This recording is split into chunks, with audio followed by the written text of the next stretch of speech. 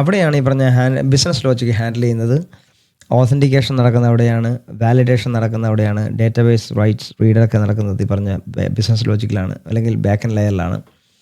അതിൻ്റെ ഉദാഹരണങ്ങളാണ് ഈ പറഞ്ഞ Flask, Django, Node J S, Express, Spring, അങ്ങനെ കുറച്ചുള്ള ഒരുപാട് ഫ്രെയിം വർക്ക്സ് ഉണ്ട്. ആ ഫ്രെയിം വർക്ക്സ് ലാറാബെലൊക്കെ പോലെ ഫ്രെയിം വർക്ക്സ് ഉപയോഗിക്കുന്നത് ബാക്ക് ആൻഡ് ലെയറാണ്. എന്ന് വെച്ചാൽ ശരിക്കുമുള്ള പരിപാടി നടക്കുന്നത് ബാക്ക് എൻഡിലാണ്, ഫ്രണ്ട് എൻഡിലല്ല.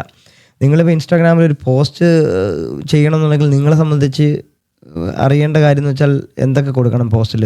ടെക്സ്റ്റ് കൊടുക്കണോ, ഇമേജ് കൊടുക്കണോ, പോസ്റ്റ് ബട്ടൺ ക്ലിക്ക് ചെയ്യണോ, അല്ലെങ്കിൽ ഏതൊക്കെ എന്തെങ്കിലും ഫിൽറ്റേഴ്സ് ആഡ് ചെയ്യണോ, ഇത്രയും അറിഞ്ഞാൽ മതി. അതറിഞ്ഞാൽ തന്നെ നിങ്ങളുടെ പണി കഴിഞ്ഞു. അപ്പോൾ ഫ്രണ്ട് എൻഡ് ലെയർ കഴിഞ്ഞു. എന്നാൽ ഇത് കൊടുത്തു കഴിഞ്ഞാൽ എന്താണ് ബാക്ക് എൻഡിൽ നടക്കുന്നത് നിങ്ങൾക്ക് അറിയത്തില്ല. സോ അതാണ് ശരിക്കും പറഞ്ഞാൽ ബിസിനസ് ലോജിക്ക്. അവിടെയാണ് ഈ പറഞ്ഞ ഇൻസ്റ്റാഗ്രാം വേറെ ആവുന്നത്. കാരണം അവരുടെ അൽഗരിതംസ് എല്ലാം വേറെയാണ്. സോ അതൊക്കെ നടക്കുന്നത് ഈ പറഞ്ഞ ബാക്ക് ആൻഡ് ലെയറിലാണ്.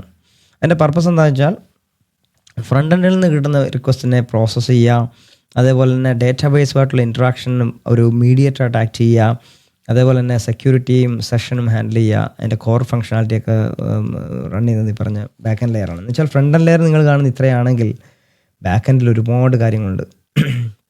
ക്ലൗഡ് സ്റ്റോറേജസ് ഉണ്ടാവും, യൂസർ പുഷ് നോട്ടിഫിക്കേഷൻ, ഹോസ്റ്റിംഗ്, ഹാഷിങ്, അങ്ങനെ കുറേ കാര്യങ്ങൾ നടക്കുന്നത് ഈ പറഞ്ഞ ബാക്ക് എൻഡിലാണ്. എന്നാൽ അതിന് എന്ത് റെസ്പോൺസിബിലിറ്റി ഇല്ല. UI rendering. റെൻഡറിങ് എന്ന് പറഞ്ഞാൽ എന്താണെന്ന് പറയാം.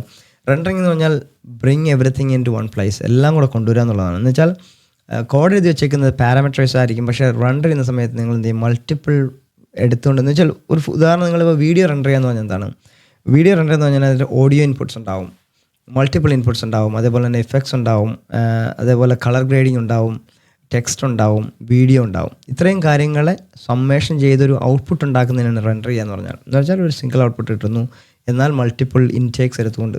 ഓക്കെ.